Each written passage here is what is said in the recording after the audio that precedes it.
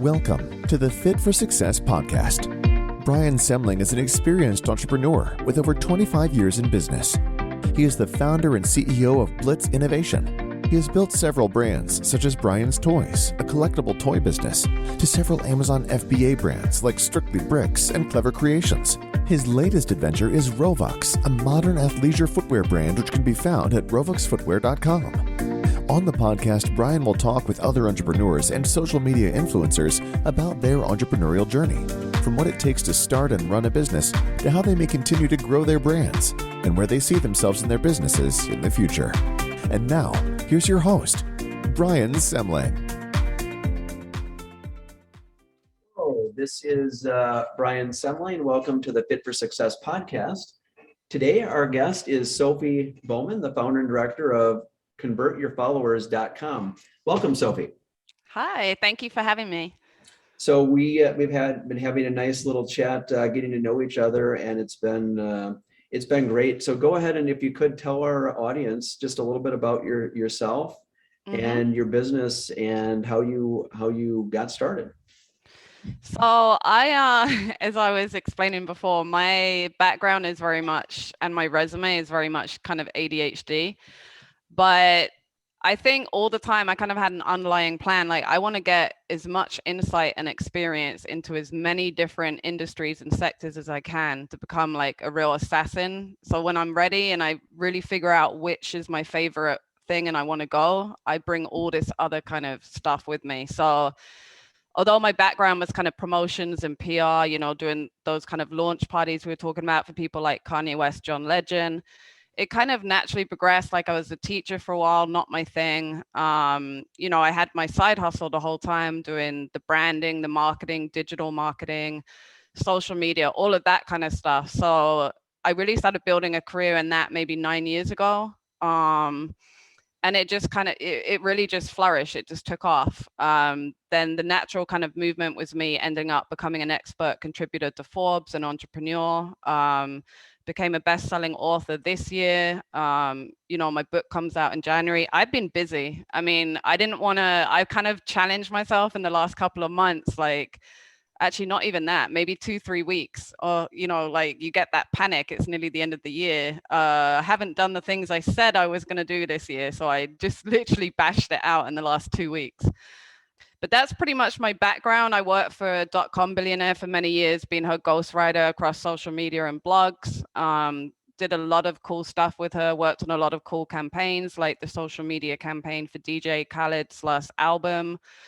And then I created Convert Your Followers, which is exactly what it is, really educating people, business owners especially, on how to convert social media followers to customers, which it sounds like an obvious thing, but I created that business in COVID because I was shocked by how many businesses, and not just small business owners, but major like global brands, had no strategy in place to convert them. And realistically, like, followers should be hot leads, considered that way, because, if they've taken the time to follow you and especially engage with you on social media, they're interested in your product or service. So funneling them through a kind of strategy, it's common sense, but, no one really tells people how to do that. And unless you kind of have, the social media insight that someone like me would have, you're not going to know that stuff. Did you gain that experience working with the billionaire that you referenced for the several year period, or was it other experiences that you had that you learned the ins and outs? Honestly, I think it was a combination because, like, no matter what your sector is, I'm really a big believer in you should never stop learning. And I'm pretty cautious most of the time about calling myself, an expert or, like a guru of social media, because it's impossible. Like, it changes so often. The algorithm has always been updated. So with such a rapidly, changing industry, it's very impossible for anyone to be an expert unless you're always one step ahead and keeping up to date with emerging trends and stuff. But I definitely did have a lot of fun working on the billionaires accounts because being a kind of celebrity status, she had a lot of followers, so that was really fun to play with. I think now she's on about 1 million, but back then when I started, she was on about 200,000, I think, if that. So that was a lot of fun, like, and then of course having unlimited budget if needs be to Right. really But trial and error. at that time you were converting followers, it sounds like. So that was Yeah, a good start to that. exactly. And that's where the idea really came from, because I did a giveaway with a massive, very well-known, high-end fashion brand. And just the results were incredible. Like, that was when I really started trialing the conversion, where the whole idea came from. And like in 24 hours, she got 950 new email subscribes. She got, Yeah. I think I retargeted them via email. The next email went out 2 weeks after that day, I think. And we got, sales were boosted of her different brands by 38%. That all happened within a 3-week period. There's no other way that you would be able to get those kind of results. And it cost us nothing, really. Yeah, that's awesome.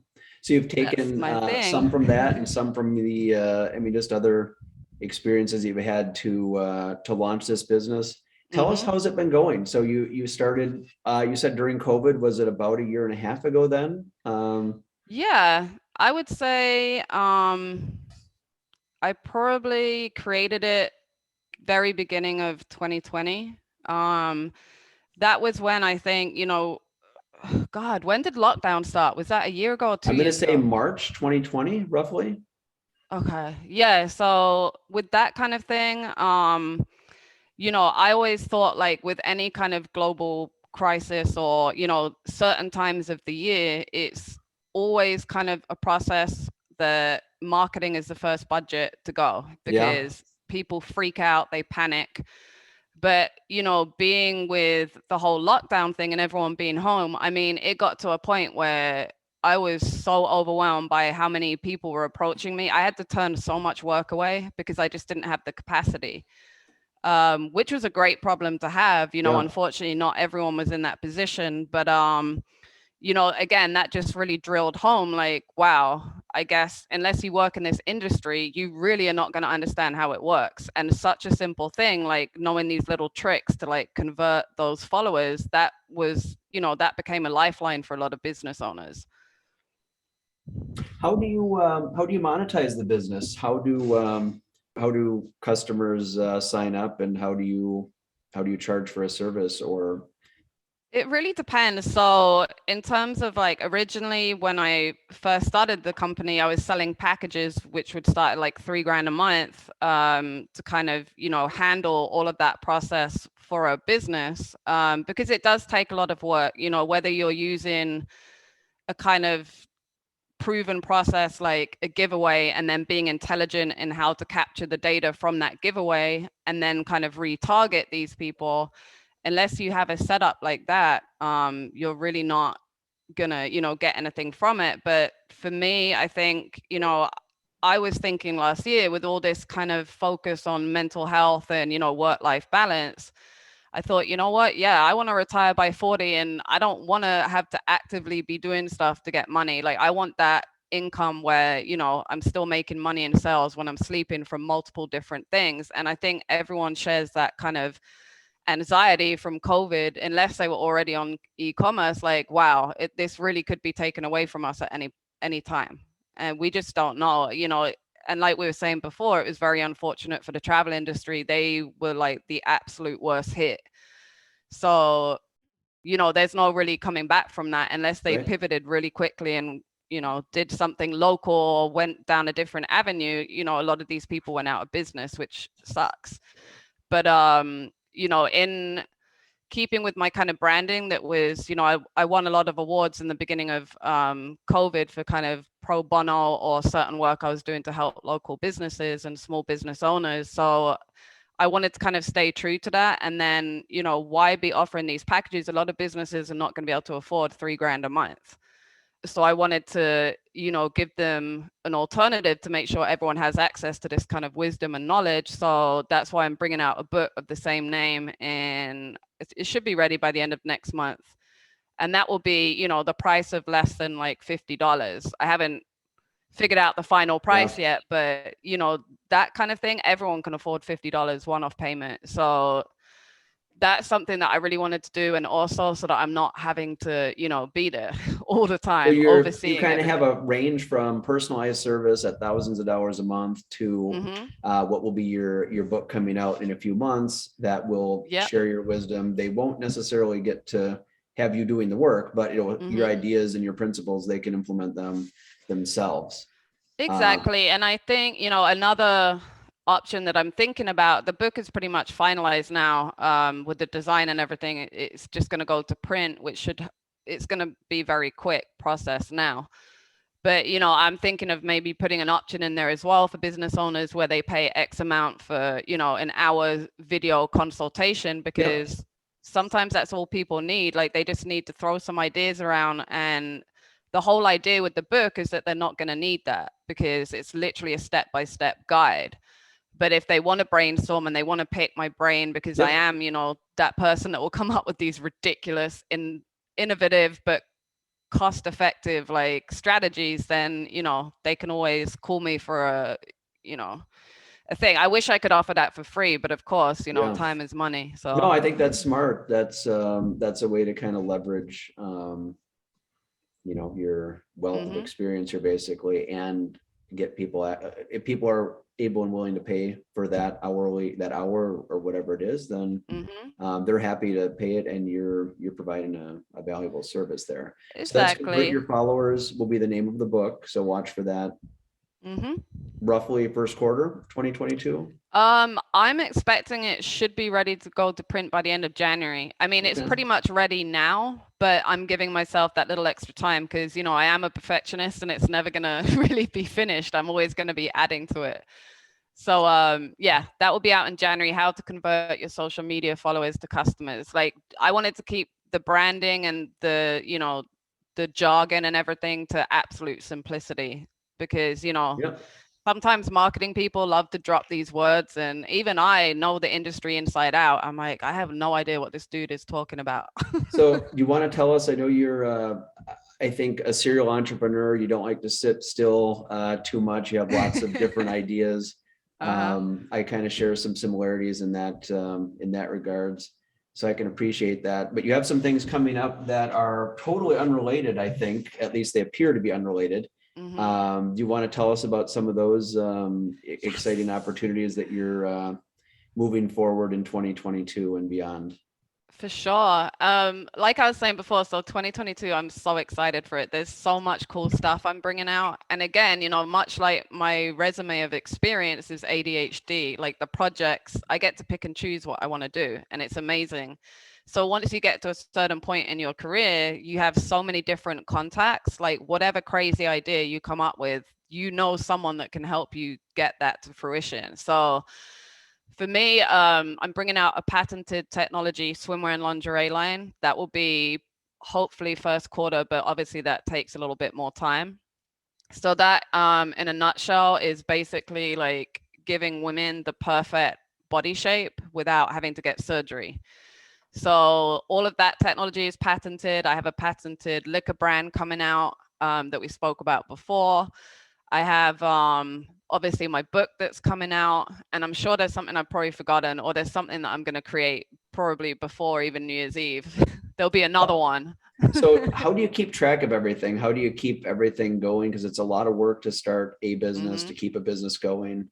Yeah, And so it's exciting to launch new brands and new businesses, but um, how do you juggle all those balls in the air at one time?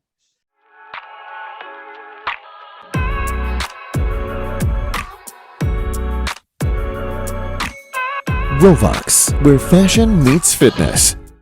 so I think at first it was definitely a struggle.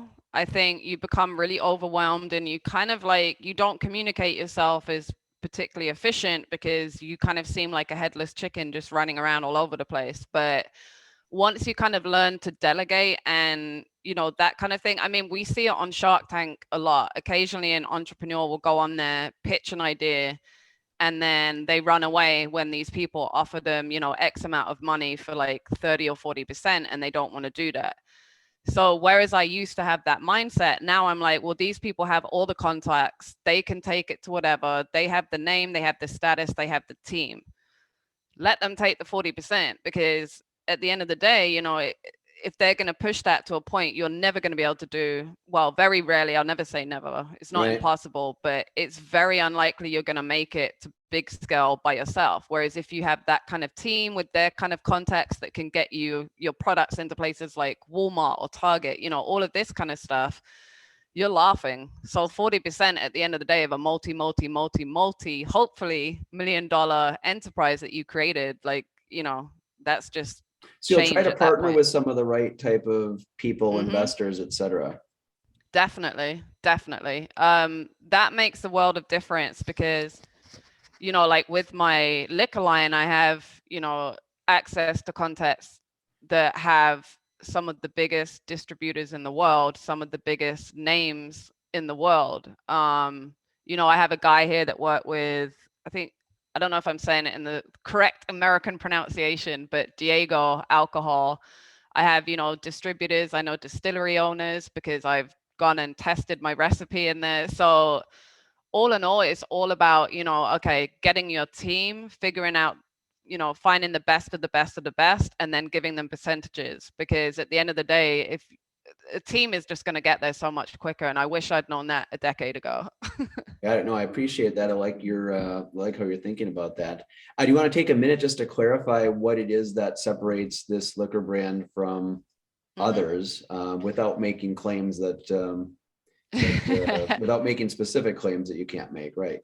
Of course, of course. So I think for me, I've always been a kind of advocate of kids of alcoholics. Like that was basically my childhood, my background. So, you know, the kids, it's a really difficult life growing up in that environment. So I figured, you know, in terms of like parents or kids, they're going to drink regardless. People want to drink, they're going to drink. So I wanted to create a brand that, you know, is infused with a lot of electrolytes and a lot of you know, vitamins and stuff, in the hopes that the alcohol won't have such a negative effect on the brain and the body. You know, we know certain vitamins already, like allegedly boost, you know, like mental clarity, or, you know, just health in general, nerve health, like all of these things we don't realize that we're, you know, killing with alcohol. So that was what I really wanted to do with that. And then also be one of the first liquor brands to kind of give back. So I want to create a foundation from that where, you know, $1 from every sale or whatever will go to a charity that's providing respite for the children of alcoholics, because giving them, you know, like a 2 week or a month camp, whatever it is, to get out of that situation just gives them a whole different perspective on life and the possibilities. Because, you know, otherwise it's kind of like a really miserable existence, Right. depending on the level of alcoholism. So I kind of wanted to do that. A lot of people say I'm crazy, like, why would you do that? That's basically like gonna put your brand in the limelight for, you know, being a hypocrite. I'm like, well, no, actually, if the problem is alcohol, who better to tackle that than the alcohol industry? And we've seen that maybe in recent years, you know, they have to put that label now, drink responsibly. People aren't going to take any notice of that. You have to actually like actively do something to change. And I'm hoping, you know, it's something like this, it's for my own thing as well, because, you know, after I turned 35, like I was telling you before, a Yeah. hangover is not just the next morning. It's like a 3 day, you know, process of just feeling lethargic and unmotivated and just ill, pretty much. So I'm Yeah. hoping that something like that will help. But mainly it's like, you know, just ensuring, like trying to make sure that you're putting good stuff in your body at the same time. So hopefully that will have a more positive outcome. Yes. Well, good luck with all that. Thank As you. you look further into the future, 5 or 10 years out, you kind of mentioned, you know, you'd like to have multiple revenue streams, in essence, be able Hmm. to retire. At least I think you mean to be able to do what you want. I Yeah. don't see you, so I don't see you stopping and not being a productive overachiever. But where do you see yourself in 5 or 10 years? What does the future look like if all goes well? I mean, I'm hoping, like, because I know we spoke before and I said, you know, I'm on a mission to retire by 40.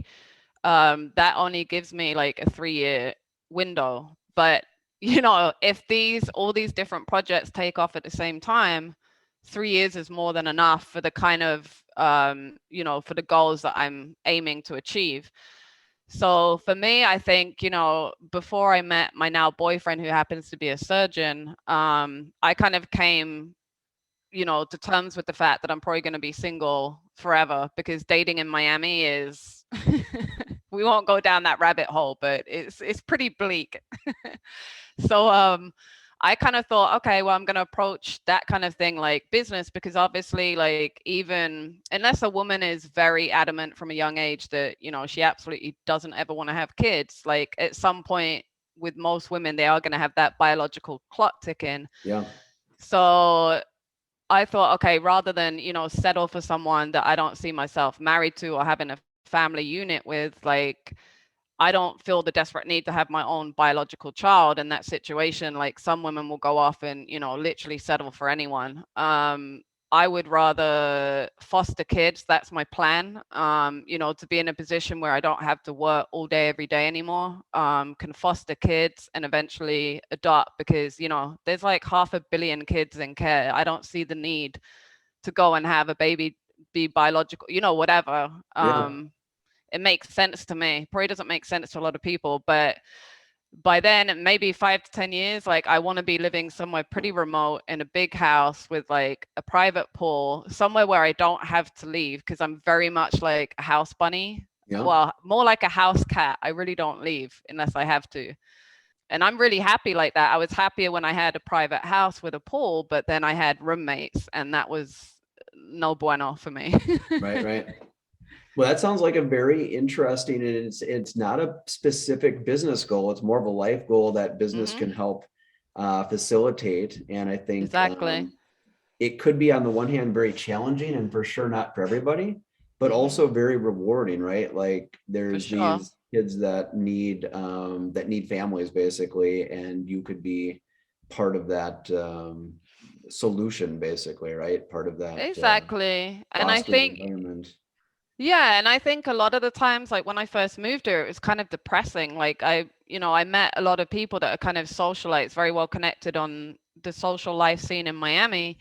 And some of them were like 50 years old women, and they were still like wasting time and energy on dating these absolute idiot dudes that, a lot of guys move here because they're divorced and they want to live the bachelor life for the rest of their life. Like, that's just how it is here. It's very much that kind of environment. So why would I waste my time and energy trying to date idiots when I could give that love and time to a kid that really deserves it? So that's kind of like my mindset. And once I pivoted to that, it was the weirdest thing. I just like completely accidentally ran into my now boyfriend. I mean, I don't know which way that's going to go, but again, that's a beautiful thing, is like, I already have, my plan. So if that doesn't work out, whatever.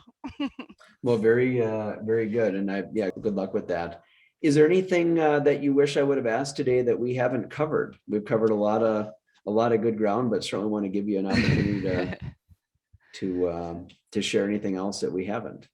Honestly, I don't think so, because the one thing that I was gonna say was, like, I was excited to share, my future projects, but we've definitely covered that.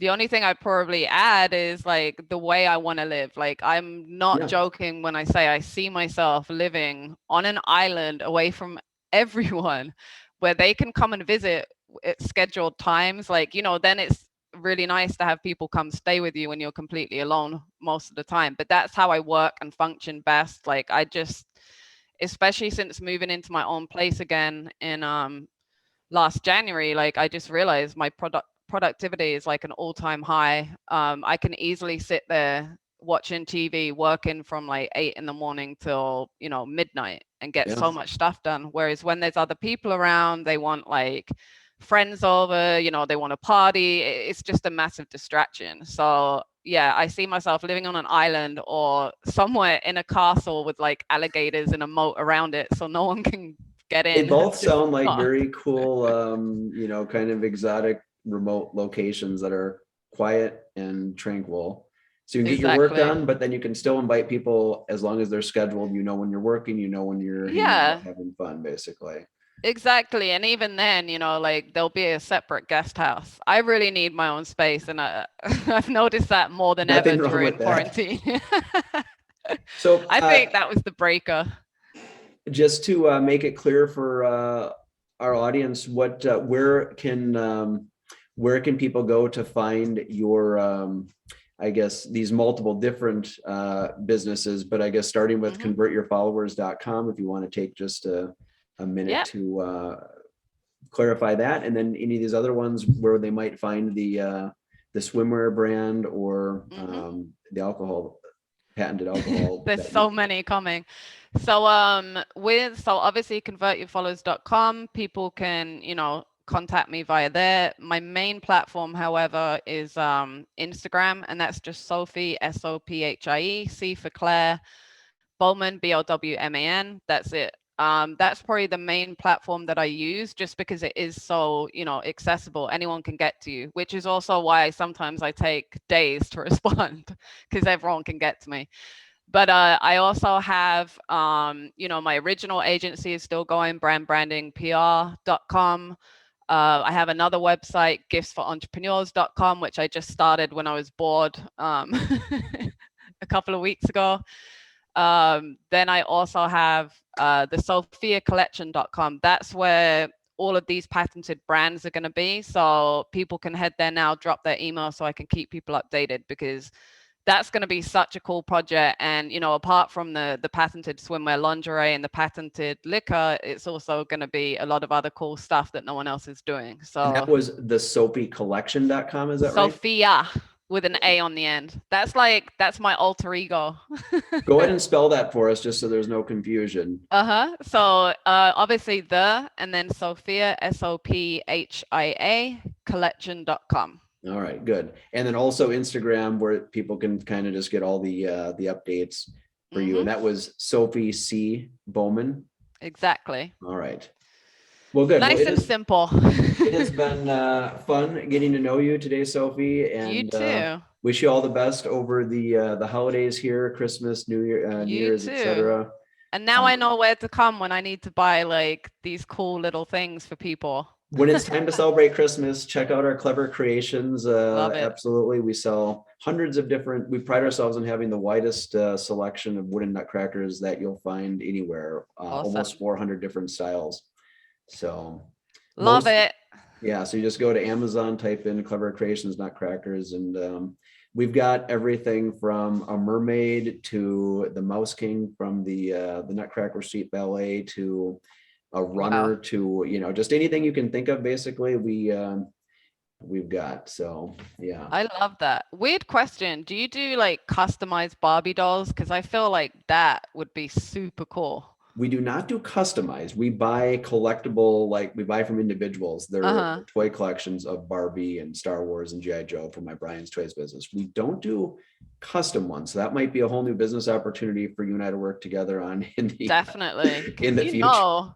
We can make I've noticed more and more so recently. I mean, not just, from the influencer world, but, we all have an inner narcissist. So also that makes a really cool gift, at Christmas time, hey, here's a Barbie, it looks just like you. That could be promoted in so many different body positive, confidence boosting ways for kids. But I would want one too. I think that would be really cool. You have to get the first one for yourself, basically, and then go from there, right? So that's the thing. I can add it to my narcissism wall. I mean, I already just became, in the press, it was announced in the last week that I became the first ever bikini model to sell limited edition signed NFT art. So that's going to be another thing that will be part of the Sophia collection. But on top of that, I actually wanted to start making dolls as well, because I think that would be really cool. So yeah, that's on the horizon, basically, right? Exactly. That's going to be our next project. Well, thank you very much for joining us today. Thank you. It's been a pleasure. This is the Fit for Success podcast with Brian Semling.